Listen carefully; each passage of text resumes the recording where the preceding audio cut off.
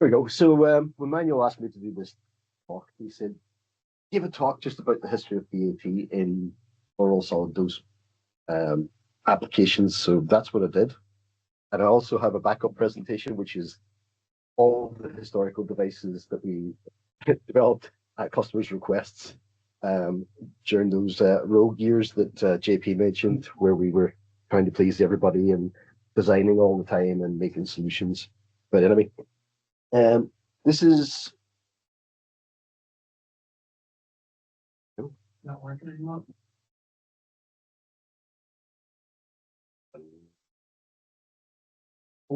Just right click it back in here. Sounds dangerous. So yeah, I've been doing this since 1993. Okay. So I did 12 years in Pfizer in R&D in Sandwich in the UK, developing PAT technology mostly for solid oral dose. And then in 2003, I jumped the fence into manufacturing and then was given the task of making the solutions robust and deploying them to a factory for Pfizer's big product at the time, which was Lipitor. And I'll talk about how we applied PAT to that and how we applied it to the batch and the continuous process as well too, because it was quite a forward-thinking plant, and it was the first plant in the world to actually adopt continuous manufacturing as well, albeit it closed soon after. So I'll present examples on continuous blending, high shear wet granulation, fluid bed drying as well too. So we go back to 1994. It was a bit of a monumental year, but quite a few things happened. The main thing being that the internet surfaced. So suddenly you had access to information that was all over the world, and the idea of the global village really took off. So Pfizer at the time, we've been looking at the application of mostly at-line near-infrared initially, and bouncing off a very early publication by this guy from FOSS NIR Systems, where he said, hey, I think you could measure blends by near-infrared. We built a little prototype system, which was a Dewar flask with a sapphire window put into it, and we tumbled it, and we made manual measurements in front of a window. And soon after that, we actually developed a system where we had 3 different top, middle, bottom sampling locations in blends, and we could just do at-line analysis in an automated fashion. And straight off the back of that, I built a prototype online blend analysis system that allows you to integrate a probe straight into the actual vessel itself and make measurements inline and in a continuous way. And we developed an actual full real-time chemometrics package for that as well too. That brings us forward to 1997. So quite a few things happened in 1997. Number one, we know that Rose could have saved Jack if she had actually let him climb onto the raft.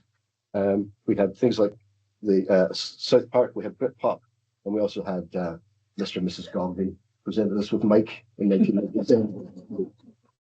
So that was the same year that I took the spectrometer and mounted it onto the actual blender itself. So it jumped onto the rotational side of the blender and became a true approach that was adopted. So we went from low resolution blend curves to higher resolution to super high resolution, where we had meaningful blend analysis information. And as well know, that's been adopted now, where we have battery powered systems from Centronic, which make excellent systems. And we move towards real-time release and quant models on the actual blend itself. Principle itself, simple, we just measuring through a window into the sample, and we get some detailed information. So in this case, we can see quite a complex blending mechanism that we can capture, and we can start to understand how this actually impacts downstream processes. And I'll talk a little bit about how we can actually do predictive analytics from that as well too. So fast forward a little bit, business starts to ask for more things, so in 1997, we won the AAPS Outstanding Manuscript of the Year, and we're hauled over to Boston. At the same time, we built the first high shear wet granulation characterizations. So this had a combination of laser particle sizing, so that was when an FBRM used to be affordable before Mettler bought them, and some active acoustic emission and near infrared combined into it as well too. And the following year, I built a fully automated dosage form analysis screening system. So what this did, it basically had a hopper and a vibrating feeder, and then a device that basically had a clamp and allowed us to do very rapid transmission measurements. So at this time as well, too, we had the advent of acousto-optical tunable filters, and suddenly scan times went from 30 seconds down to 1 second. So we're starting to get closer to real-time analytics. And there's a fast forward to 2004, because for a couple of years, they made me do chemical imaging and lab robotics. So it was a bit of a break from PAT. Then in 2004, we have the monumental FDA guidance. So things are starting to filter out through publication from 97. So we had stuff published by GSK, AZ, MSD, Pfizer. And so we had the actual guidance issues. And at the same time, let's say I jumped the fence into manufacturing and moved to this facility that made 5 billion dosage units per year. So the plant actually made 70% of Pfizer's volume for Lipitor, and Lipitor was turning over about $14 billion per year at that stage. So the plant was responsible for 10 billion of that manufacture. So obviously they wanted to do that efficiently. They had a batch process that involved high shear wet granulation, very, very large equipment trains because you're making up volume. Typically, the plant produced nearly 2,000 metric tons of tablets per year. And so you've got 350 kg drops going through the train, and a drying process in the fluid bed, some milling, and then out to extra granular blending, then compression, then coating.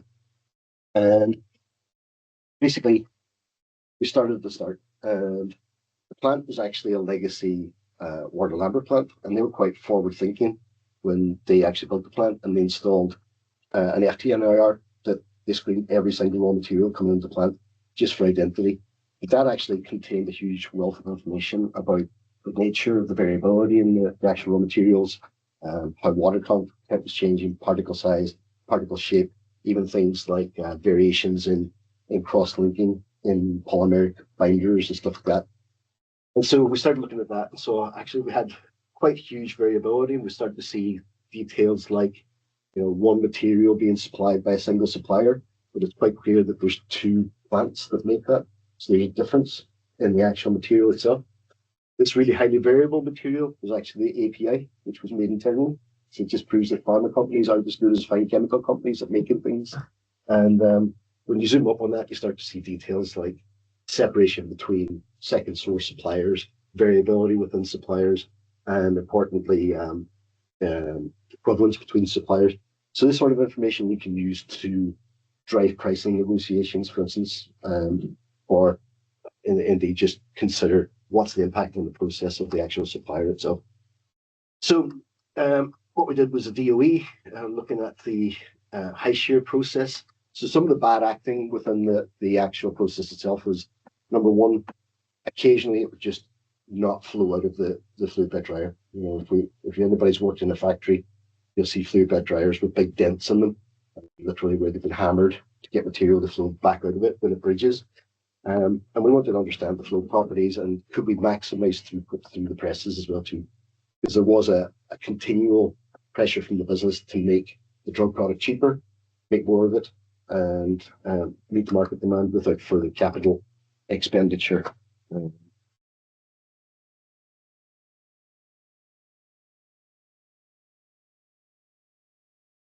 So we looked at a bunch of loads of different physical properties, as you would expect in the flow properties, and things like the compressibility and permeability of the actual material. We looked at near-infrared endpoints in the high shear wet granulation and the fluid bed drying process, and we looked at drying performance as well too.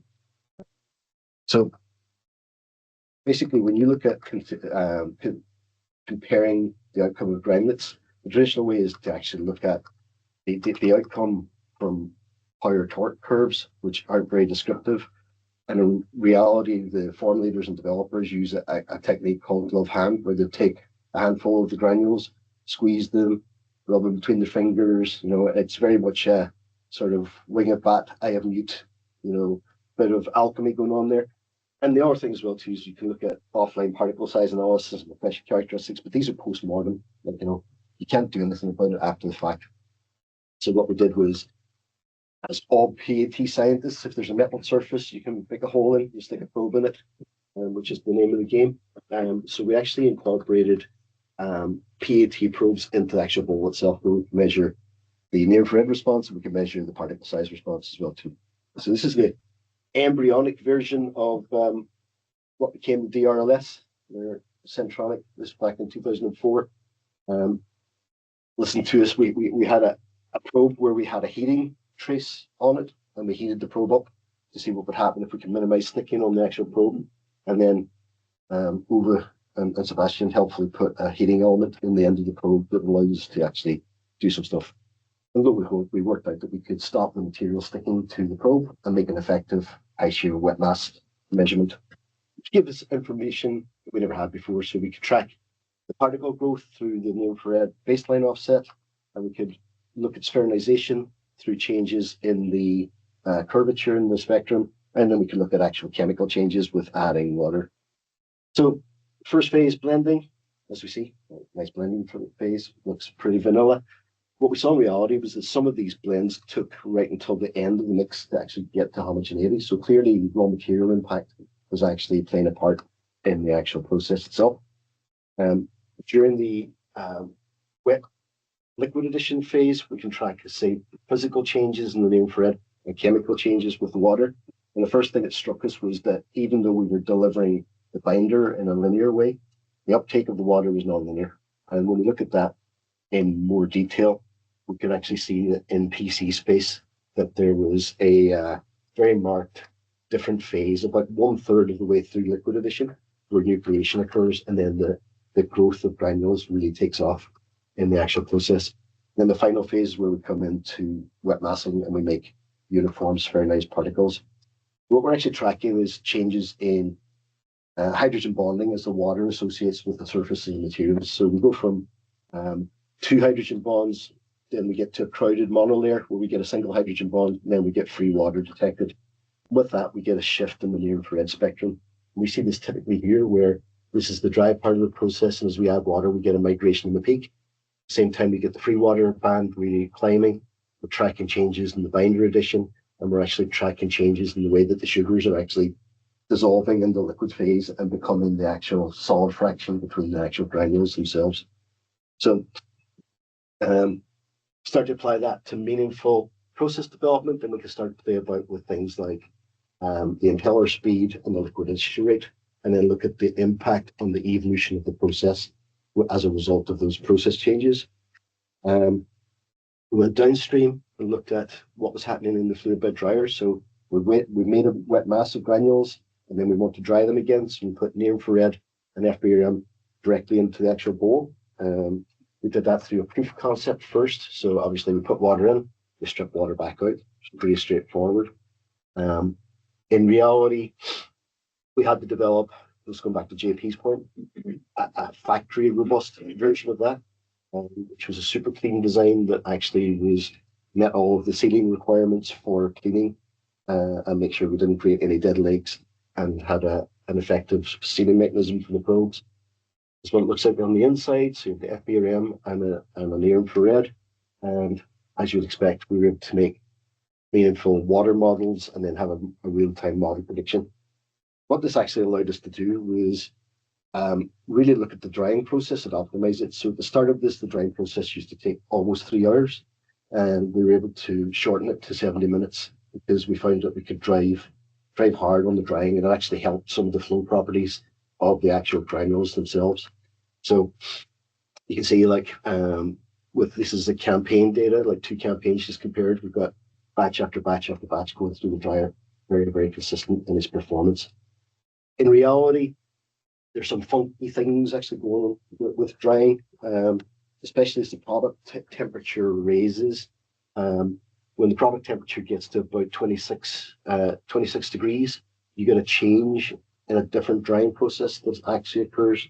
And we can look at the migration of that water peak. I mentioned that we've got this S2, S1 binding, and compare that to product temperature. And so the crossover point is the actual drying endpoint where we've finished removing surface water and we're starting to pull water crystallization. We have to work harder for it, but this is the true drying endpoint. We actually made this system and deployed it across the 5 equipment trains, and we were able to stop the drying process at 1.95%. So the target was 2% moisture. We can just go inside and stop it. And that actually made a huge increase in the throughput of the plant. That meant that this 5th train was no longer required because all the volume could be handled on 4 trains.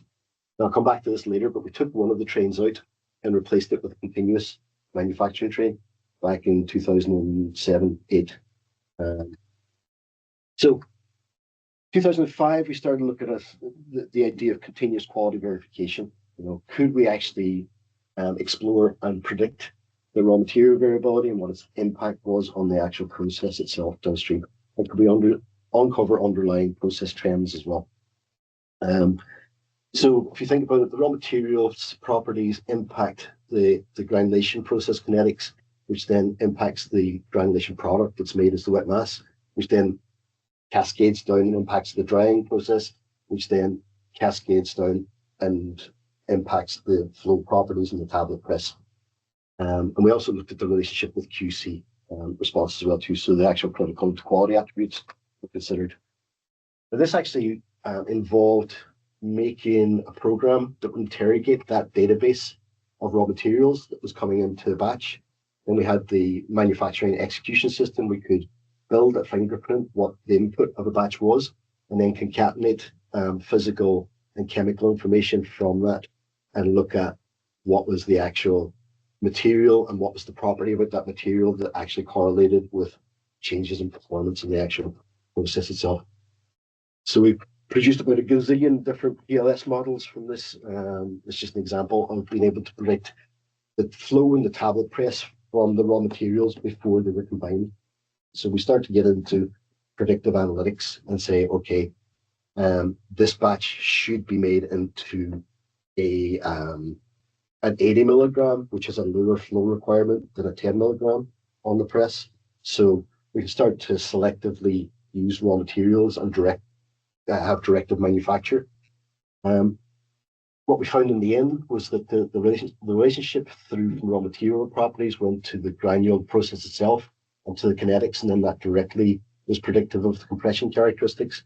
It also impacted the drying endpoint, which impacted the compression characteristics. And strangely or oddly, the QC critical quality attributes weren't moving around at all.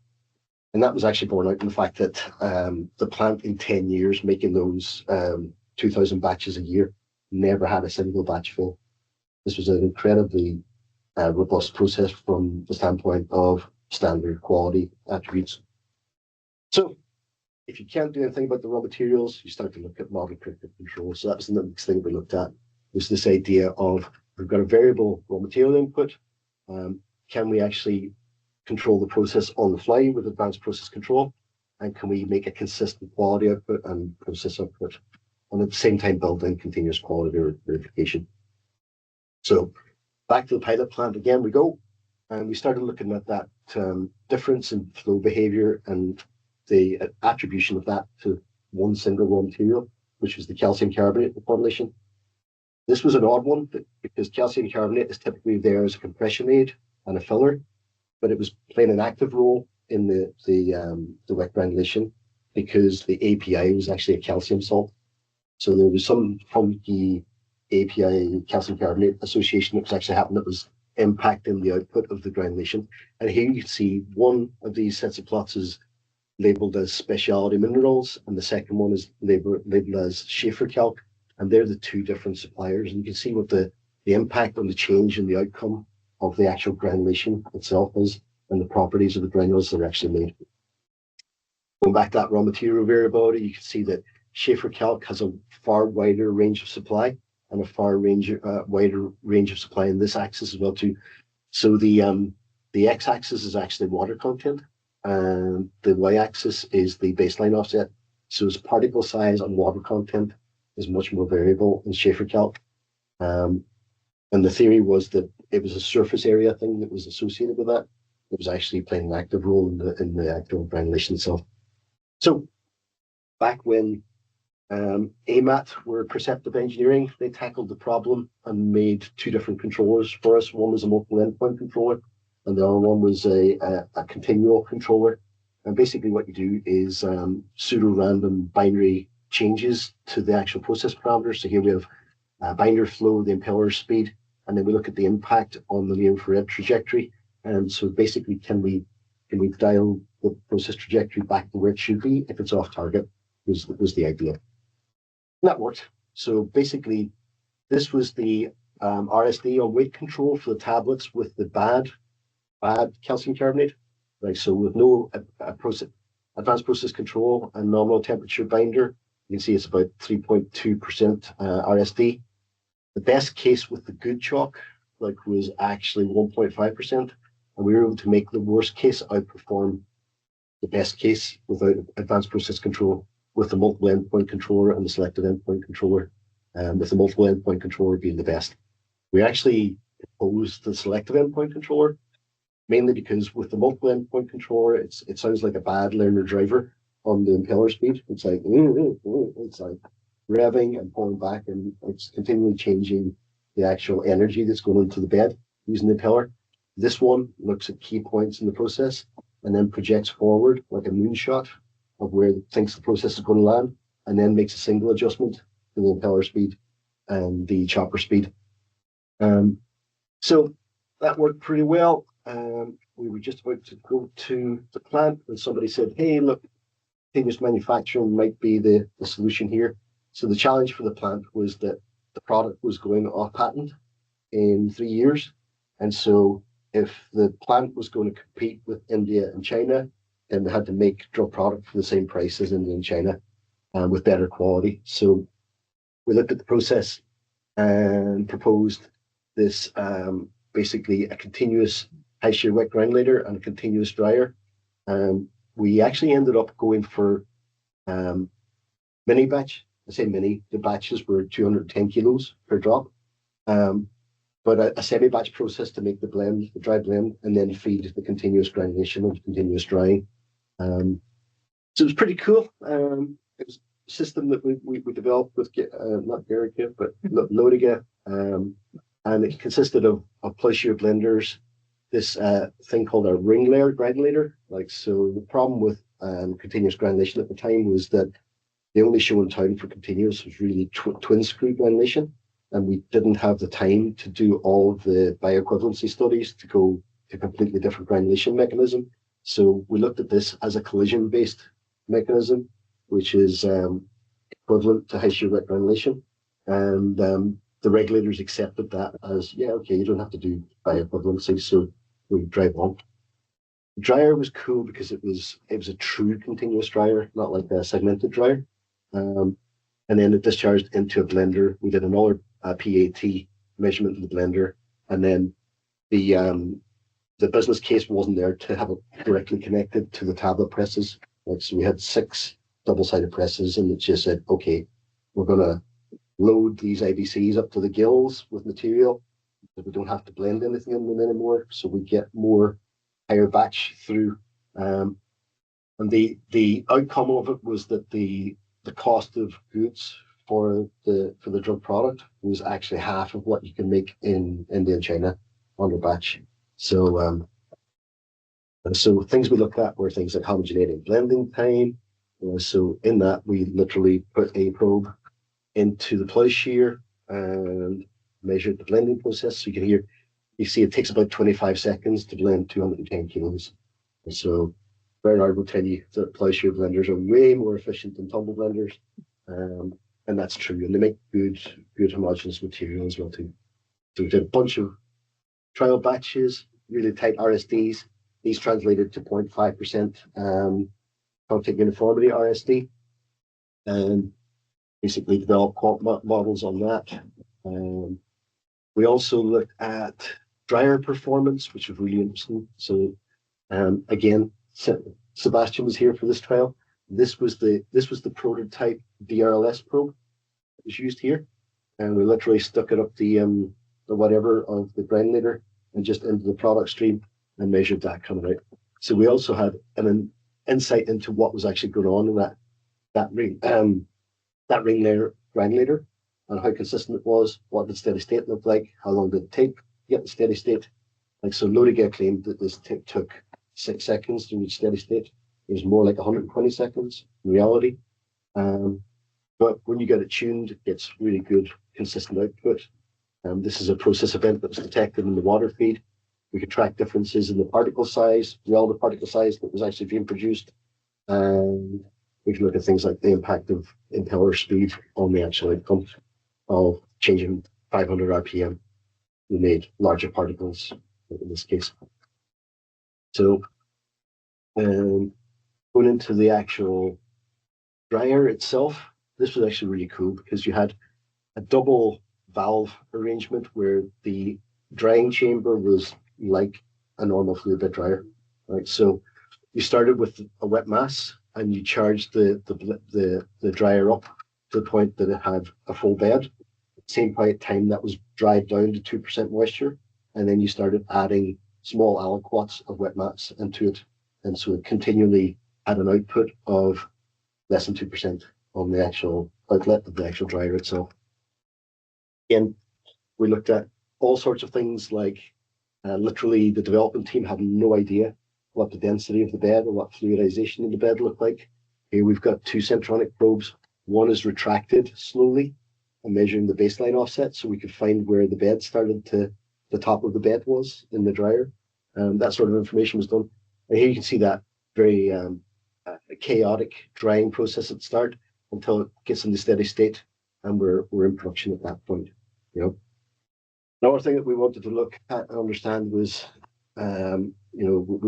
we talked now about the importance of understanding residence time distributions and continuous systems, and so we were able to use an infrared qualify those where we had step changes in placebo in there, and we could track what's going on. Really, the name of the game was to try and understand what was the intermixing between lots going into the top end of the process, and what would a recall look like in the event of something going wrong with the process and it actually reaching the pharmacy shelves. So from that, we were able to basically model. So the green line is the near infrared response, the dots are QC samples, and the blue line is the binary step change in the process. Once we realized that the near infrared was telling us as good as the QC results, we just stopped collecting lab samples and trusted the near infrared.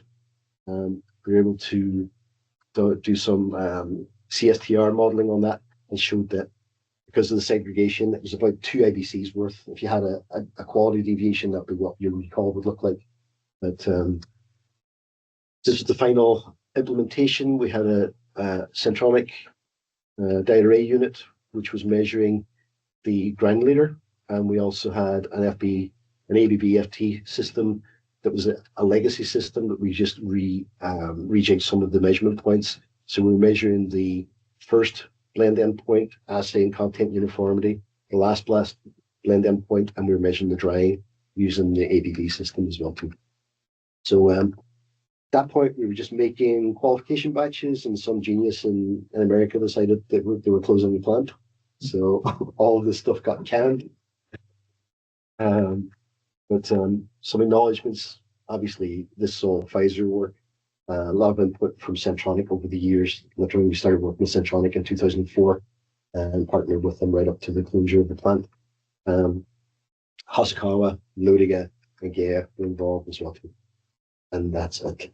Manuel, where's Manuel? Very good. Very impressive. Told you would do it. Okay. 7 minutes left. I've got some time. If you want to see the Rogues Gallery that JP was talking about earlier, when we used to make everything for everybody.